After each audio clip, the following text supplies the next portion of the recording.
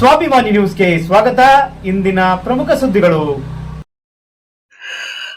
ನಾಡು ಕಂಡ ಧೀಮಂತ ನಾಯಕ, ಗೇಣಿ ರೈತರ ಆಶಾಕಿರಣ, ಕಾಗೋಡು ಚಳವಳಿ ಹರಿಕಾರ ಹಾಗೂ ಭಾರತ ಸ್ವಾತಂತ್ರ್ಯದ ಹೋರಾಟಗಾರ ದೇವರಾಜು ಅರಸೆ ಪ್ರಶಸ್ತಿ ಪುರಸ್ಕೃತ ದಿವಂಗತ ಡಾಕ್ಟರ್ ಎಚ್ ಗಣಪತಿಯಪ್ಪನವರ 102ನೇ ಜನ್ಮ ದಿನಾಚರಣೆ ಅವರ ಕರ್ಮಭೂಮಿ ವಡ್ನಾಳ ಗ್ರಾಮದಲ್ಲಿ ನಡೆಯಿತು.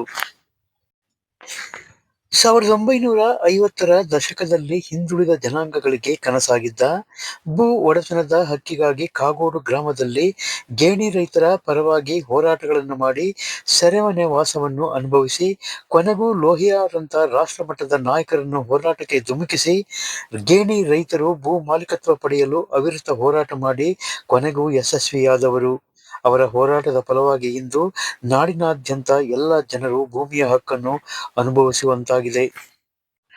ಡಾಕ್ಟರ್ ಎಚ್ ಗಣಪತಿಯಪ್ಪ ಅಭಿಮಾನಿ ಬಳಗ, ಸಂಯುಕ್ತ ರೈತ ಸಂಘ ಸಾಗರ ಹಾಗೂ ದಲಿತ ಸಂಘರ್ಷ ಸಮಿತಿಯ ಪ್ರಮುಖರು ಇಂದು ಡಾಕ್ಟರ್ ಎಚ್ ಗಣಪತಿಯಪ್ಪನವರ ಸಮಾಧಿ ಸ್ಥಳಕ್ಕೆ ಭೇಟಿ ನೀಡಿ ಪುಷ್ಪ ನಮನ ಸಲ್ಲಿಸಿ 102ನೇ ಹುಟ್ಟುಹಬ್ಬ ಆಚರಿಸಿದರು. ಈ ಸಂದರ್ಭದಲ್ಲಿ ಕರ್ನಾಟಕ ಸಂಯುಕ್ತ ರೈತ ಸಂಘದ ಪ್ರಮುಖರಾದ Jinesh Kumar, MB Manjappa Hirenallur, professor doctor Raju, ದಲಿತ ಸಂಘರ್ಷ ಸಮಿತಿಯ ಪ್ರಮುಖರಾದ ಪರಮೇಶ್ವರ ದೂಗೂರು, ಗಣಪತಿಯಪ್ಪ ಅಭಿಮಾನಿ ಬಳಗದ ಪ್ರಮುಖರಾದ ವಡ್ನಾಳ ಮಂಜಪ್ಪ ಸೇರಿದಂತೆ ಪ್ರಮುಖರು ಮಾತನಾಡಿ, ಎಚ್ ಗಣಪತಿಯಪ್ಪನವರ ಹೋರಾಟದ ಫಲವಾಗಿ ನಾವೆಲ್ಲ ಇಂದು ರೈತರಾಗಿ ಭೂಮಿ ಹಕ್ಕನ್ನು ಪಡೆದಿದ್ದೇವೆ. ನಮ್ಮಂತೆ ರಾಜ್ಯಾದ್ಯಂತ ರೈತ ಸಮೂಹ ಸ್ವಂತ ಭೂಮಿಯನ್ನು ಹೊಂದುವಂತಾಗಿದೆ. ಕಾಗೋಡು ಚಳುವಳಿಯ ಮೂಲಕ ರೈತರು ಸ್ವಾಭಿಮಾನದ ಬದುಕನ್ನು ಪಡೆಯುವಂತಾಗಲು ಇತಿಹಾಸವನ್ನು ಸೃಷ್ಟಿಸಿದ ಎಚ್ ಗಣಪತಿಯಪ್ಪನವರ ಜನ್ಮ ದಿನಾಚರಣೆಯನ್ನು ಸರ್ಕಾರದ ಮಟ್ಟದಲ್ಲಿ ಪ್ರತಿ ವರ್ಷವೂ ನಡೆಯುವಂತಾಗಬೇಕು. ಅವರ ಸಮಾಧಿ ಸ್ಥಳವನ್ನು ರಾಷ್ಟ್ರ ಸ್ಮಾರಕವಾಗಿ ಮಾಡಬೇಕು ಎಂದು ಅಭಿಪ್ರಾಯಪಟ್ಟರು. ಈ ಸಂದರ್ಭದಲ್ಲಿ ರಾಮಪ್ಪ ಶಿರ್ವಾಳ, ದೇವು ಆಲಳ್ಳಿ, ಹೊಯ್ಸಳ ಗಣಪತಿಯಪ್ಪ, ರವಿಕುಮಾರ್, ಉಮೇಶ್ ಹಿರೇನಲ್ಲೂರು, ಜಯಲಕ್ಷ್ಮಿ, ಶ್ರೀಪತಿ ಹೆಗಡೆ, ರಮೇಶ್ ಐಗಿನಬೈಲು, ಕಿರಣ್, ಕೃಷ್ಣ ಜಿ ಸೇರಿದಂತೆ ಊರಿನ ಗ್ರಾಮಸ್ಥರು ಪಾಲ್ಗೊಂಡಿದ್ದರು.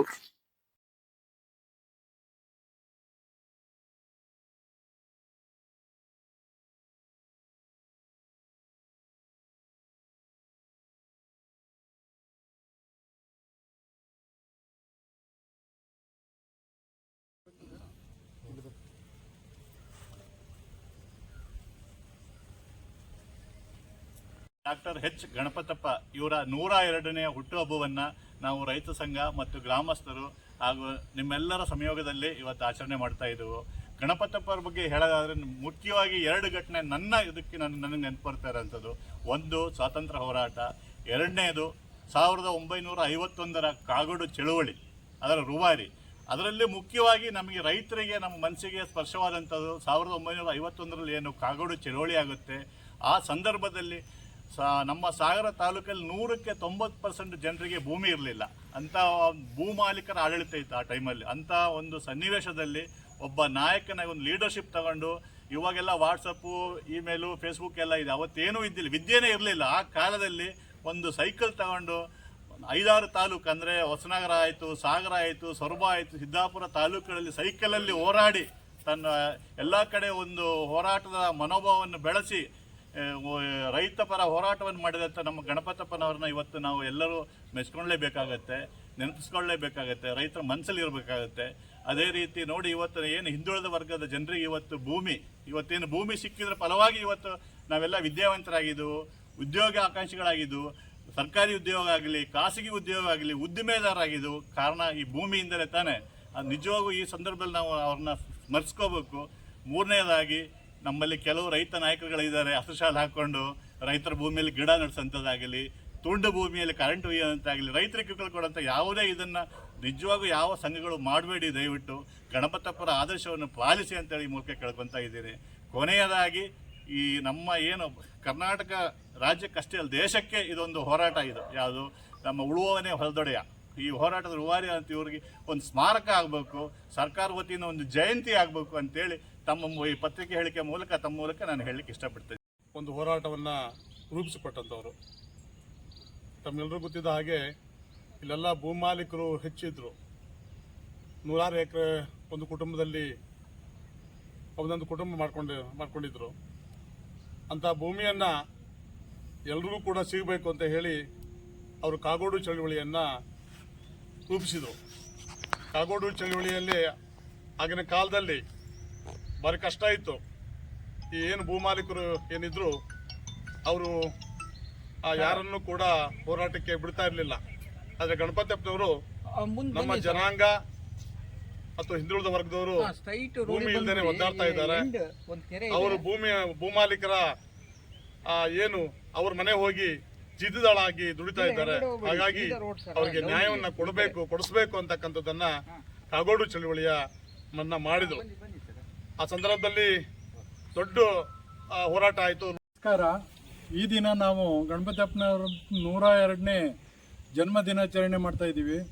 ದಯಮಾಡಿ ಗಣಪತಿಯಪ್ಪನವರು ಅವತ್ತು ಭೂಮಾಲೀಕರು ಬಂಡವಾಳಶಾಹಿಗಳ ಯಾವುದೇ ಒಂದು ಆಸೆ ಆಮಿಷಕ್ಕೆ ಆಗದೇನೆ ಮೂಲ ಸೌಕರ್ಯಗಳಿಲ್ದಂಥ ರೈತ ಕುಟುಂಬಕ್ಕೆ ಅವರು ಜಮೀನನ್ನು ಕೊಡಿಸ್ಬೇಕು ಅನ್ನೋ ಒಂದು ನಿರ್ಧಾರ ತಗೊಂಡ್ರಲ್ಲ, ಅದು ಸಣ್ಣ ನಿರ್ಧಾರಗಳಲ್ಲ. ಆದರೆ ರೈತರು ಇದು ಆಗಕ್ಕೆ ಸಾಧ್ಯತೆಯೇ ಇಲ್ಲ. ಅವ್ರ ಜಮೀನು ನಮಗೆ ಹೆಂಗೆ ಸಿಗ್ತೈತಿ ಅಂತೇಳಿ ಇವ್ರ ಹೋರಾಟಕ್ಕೂ ಹೆಚ್ಚಿಗೆ ಜನ ಬೆಂಬಲಿಸ್ತೇ ಇರ್ಬೋದು. ಆದರೆ ತದನಂತರ ಇವರು ತಮ್ಮ ಹೋರಾಟದಿಂದ ಮತ್ತು ಮುಂದೆ ಕಾಗೋಡು ತಿಮ್ಮಪ್ಪ, ಬಂಗಾರಪ್ಪ, ದೇವರಾಜ ಅರಸು, ಇಂದಿರಾ ಗಾಂಧಿ ಇವರೆಲ್ಲ ಸಹಕಾರದಿಂದ ಇವತ್ತು ಸಾಕಷ್ಟು ಜನರಿಗೆ ಒಂದು ಊಟ ಮಾಡೋಕ್ಕೆ ಅಥವಾ ಮೂಲ ಒಂದು ಹಕ್ಕನ್ನು ಪಡೆಯೋಕ್ಕೆ ಅವಕಾಶ ಮಾಡಿಕೊಟ್ಟಂಥ ನಾವು ಹೆಚ್ಚು ಗಣಪತಿಯಪ್ಪನವ್ರನ್ನ ಕಾರ್ಯಕ್ರಮನ ಇನ್ನು ಮುಂದಿನ ವರ್ಷ ಪ್ರತಿ ಊರಿನಾಗೆ ರೈತರು ಗ್ರಾಮ ಮಟ್ಟದಾಗೆ ಅವರೇ ಈ ಪುನೀತ್ ರಾಜ್ಕುಮಾರ್ನ ಆಚರಣೆನೆಲ್ಲ ಹೆಂಗೆ ಮಾಡಿದ್ರು ಅದೇ ಥರ ಮಾಡಬೇಕು ಅನ್ನೋದು ನಂದೊಂದು ಕನಸು.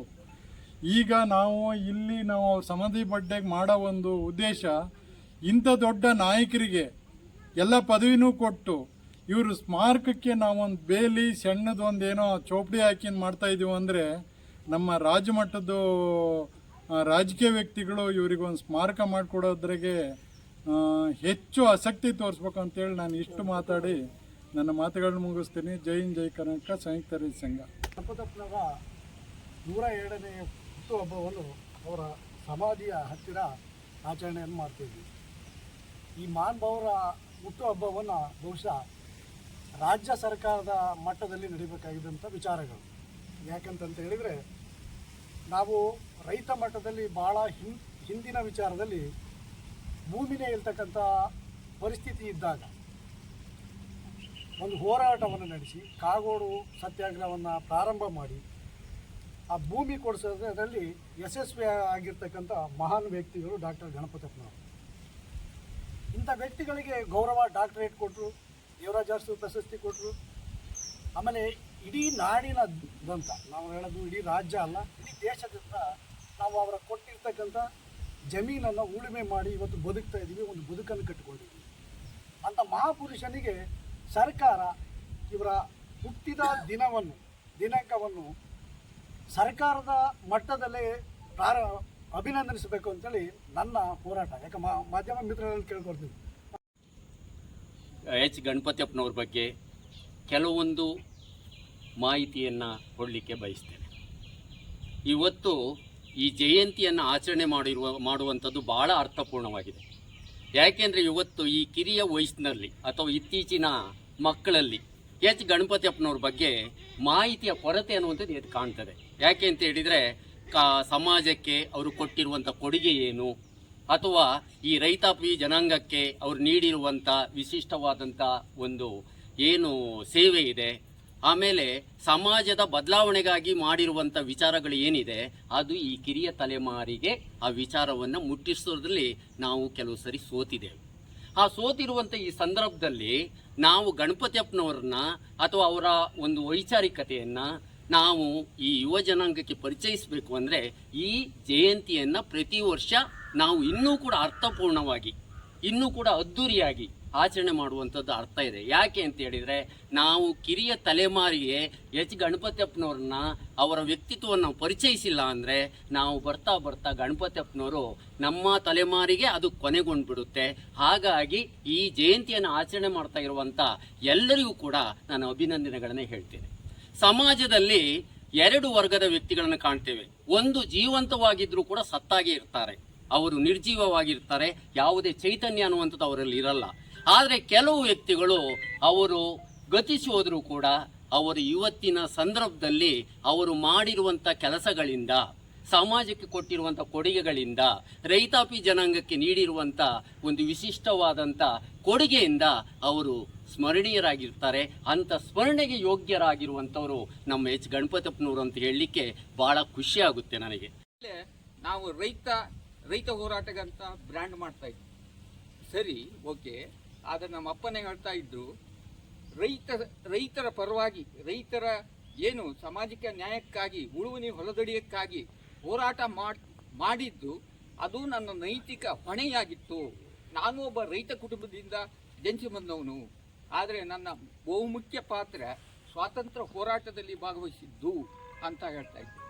ಇವತ್ತು ಗಣಪತಿಯಪ್ಪನವರನ್ನ ಕೇವಲ ಒಂದು ತಾಲೂಕಿನ ರೈತ ಹೋರಾಟಗಾರ, ರೈತ ನಾಯಕ ಅಂತ ಬ್ರ್ಯಾಂಡ್ ಮಾಡ್ತಾ ಇದ್ದೀವಿ.